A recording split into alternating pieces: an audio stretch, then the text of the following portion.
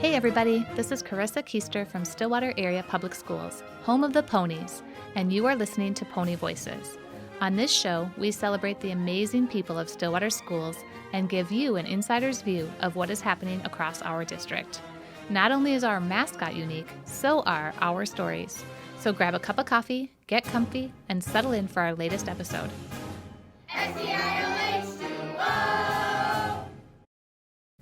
A new school year is just around the corner, and back to school will look a little different for students, staff, and families in the Stillwater Area Public School District. Our middle and high school students get to sleep later. Our elementary students will be waking up a little bit earlier. Phones and devices are being locked up and out of sight, and everyone is starting the school year a few days earlier. We know these shifts come with questions and sometimes some strong opinions, so we're sitting down with Superintendent Mike Funk to talk about what's changing, why it's happening, and what it all means for the pony community. Thanks for joining us today, Dr. Funk. Thanks. It's great to be here.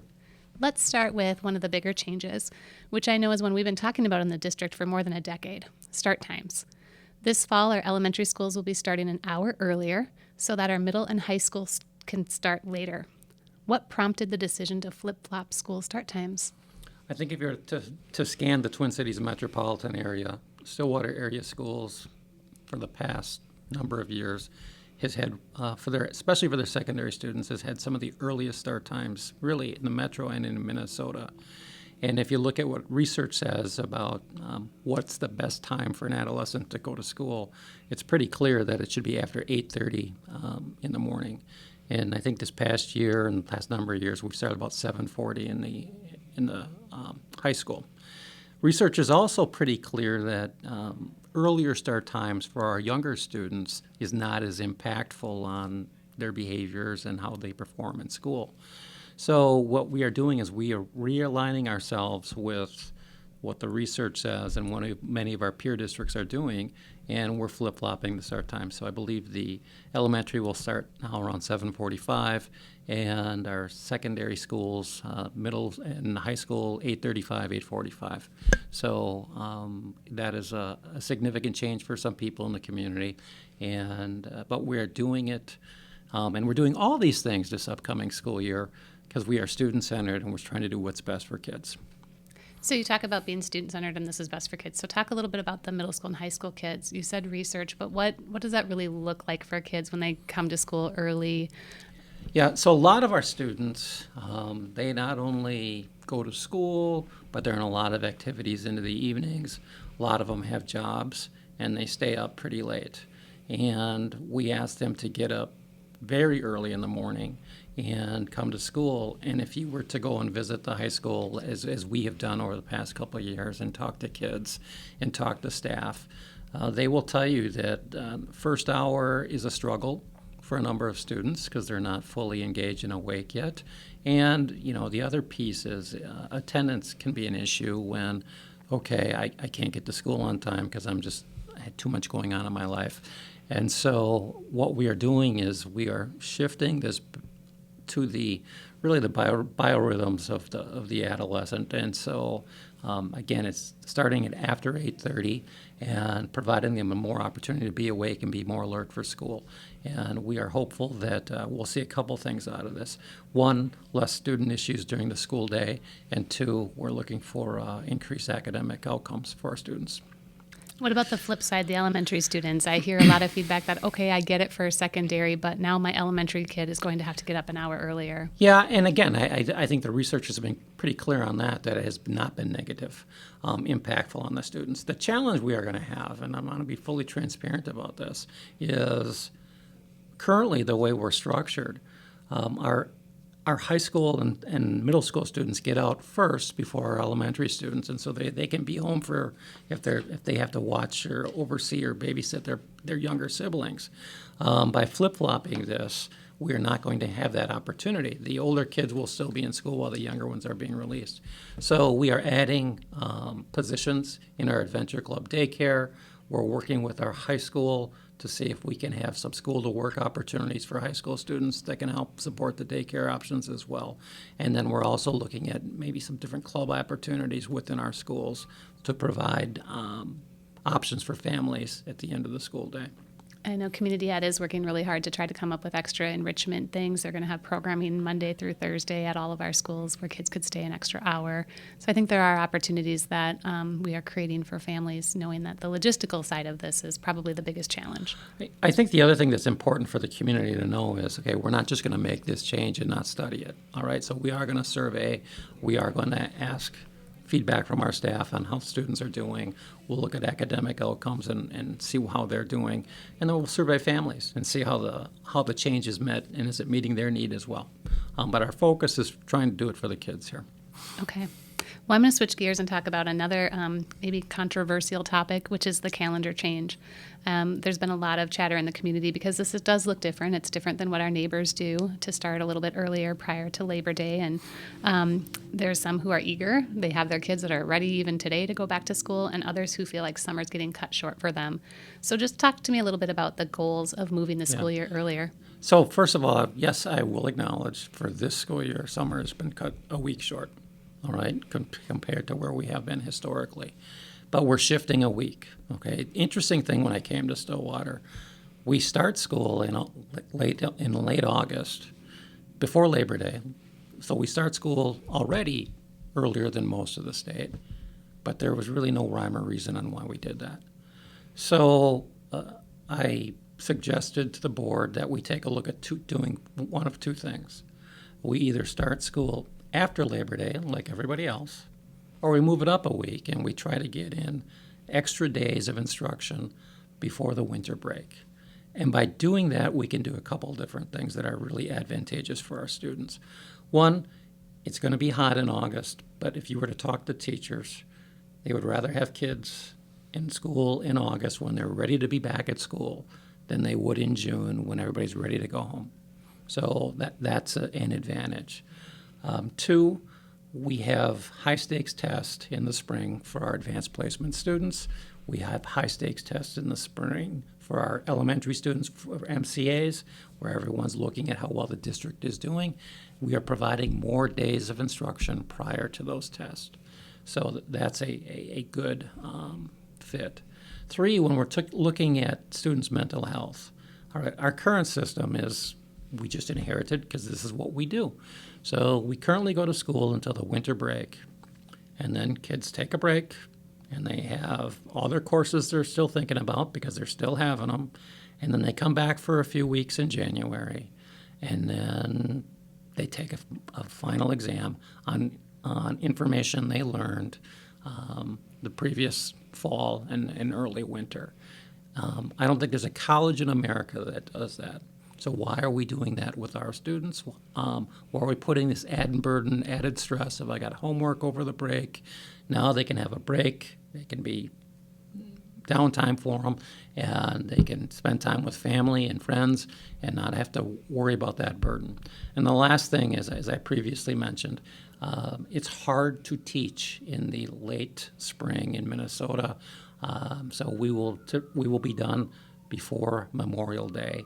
And so some people don't like this, and it's a shift, but the board is committed to doing it, I think, for 3 years to see how what the community thinks about it.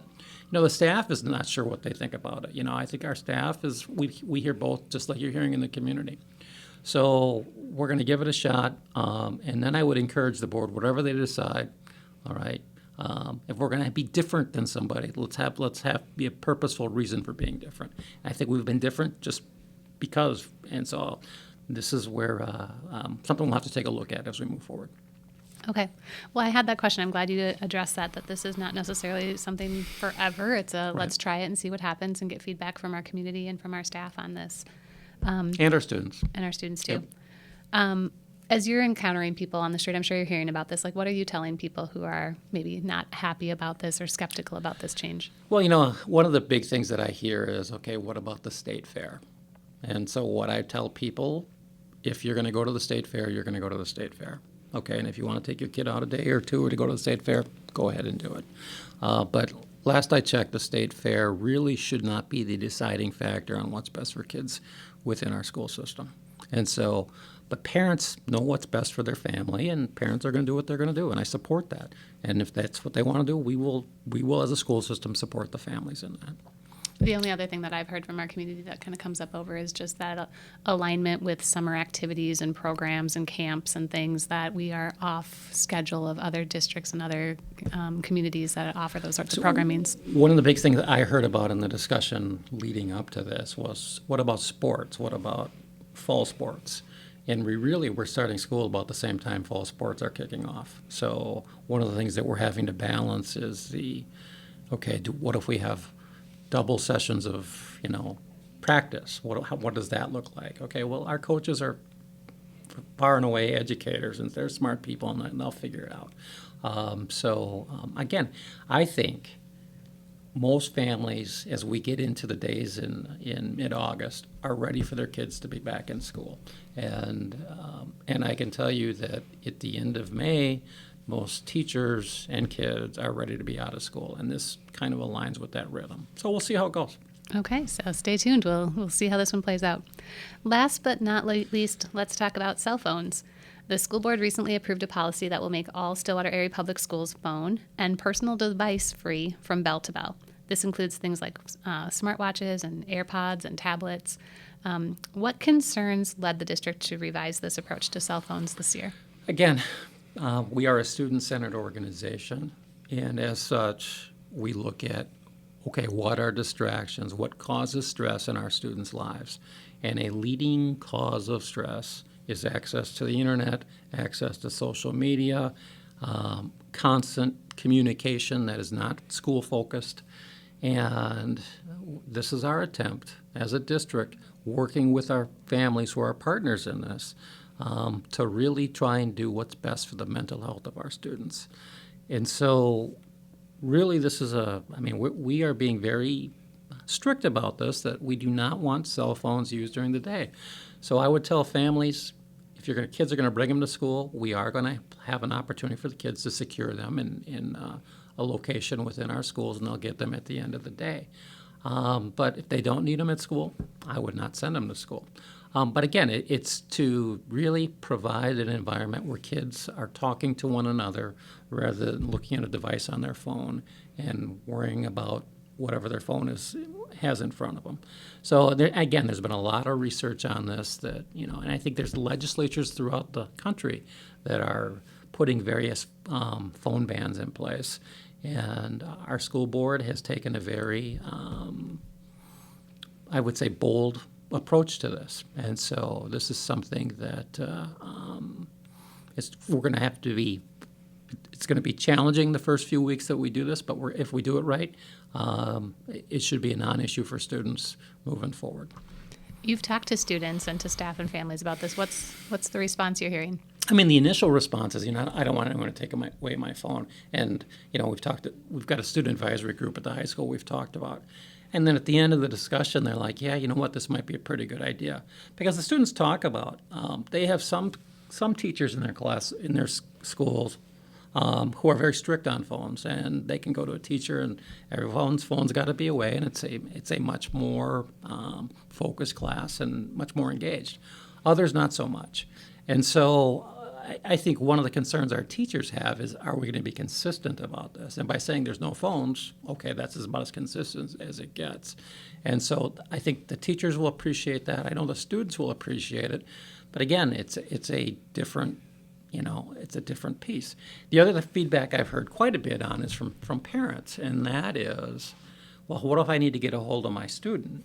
Okay, well, we have to make sure as a school system that we've got systems set up so that somebody's answering the phone or so that we can get messages to the students. And those are some internal things that we have to look at. But, I'm getting up there in age, but I had, when I was in school, there were no cell phones, and parents were able to get a hold of our schools. So I think it's kind of back to the future in that regard. It's interesting. We did a lot of feedback and had conversations and did survey work around to this before the board made their decision. And overwhelmingly, I think people support the idea of keeping phones out of the classroom. They realize that that's not the best thing for kids to be engaged in learning. But the idea of safety and of just being able to get a hold of my kid during the day kind of came up over and over with people. So it's helpful to know that you can still get a hold of your child during the day. But what about that safety concern? People are still worried about something happening in their school and not being Yeah, able- something happening in the school is we want the kids focused on the staff members at the school, helping them, guide them through whatever the traumatic event may be. And what we find is if something is happening, kids will then text their parents will then call the school, or they'll come to the school, and now suddenly, rather than addressing the issue at school, we are now having to deal with, a number of parents who are upset about what's going on. So we think our kids will actually be safer because it'll provide us time and focus to do the right thing. And then we'll be able to inform families what's going on after the fact. So that's where we really believe that by not having the phones, we will actually create safer environments for our students. So we talked about 3 pretty significant changes that are happening. Is there any reason why these are all happening at the same time as we're starting the new school year? Well, anytime you implement change, you need to be methodical and purposeful about how you do it. And so I think the start times and the calendar change we've been talking about for almost 2 years. And so we've been able to get systems in place, add spots for Adventure Club, prepare our community. So if people are going to take vacations, they know what the calendar looks like.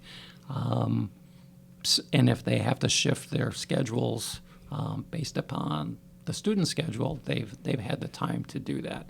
So I think that has been a long time coming. I think the cell phones, that just happens to be, something we looked at this past year. And again, we want to do what's best for kids in a methodical manner, and we believe we're ready. We've had committees meeting on how we're going to implement this, and we're ready to do it this fall. So, it's 3 things at once, but, this is my 4th year here, so it's not like we're creating all sorts of new things all the time. So we've been pretty purposeful about rolling things out. So if you had one message to leave with families as they're thinking about the year ahead and the changes in store for them, what's your message to families and to students and staff too? We are student-centered, and we appreciate the community's flexibility in giving these new opportunities a chance to best meet the needs of our students academically and really in support of their mental health. In closing, what's the one thing you're most excited about as we start the new school year? I'm ready to get going. Yeah, I really am. I just think, people are all, again, for the start time, for the calendar change. Well, we've been waiting, and let's go. Let's get started.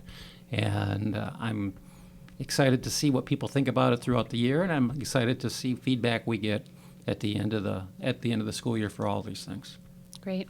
Well, thank you so much for talking through some of these items with us, and we are looking forward to starting a new year and welcoming staff and students and families back to school again. There is more information on all of the things we've talked about today on our website. If people want to learn more about the reasons or even see some of the research that you mentioned, they can find that on our website at stillwaterschools.org. Thank you. Great, thanks. If you enjoyed this episode of Pony Voices, please share it with your friends and neighbors. And be sure to subscribe to our podcast to make sure you never miss an episode. Until next time, go Ponies! STIOH2O!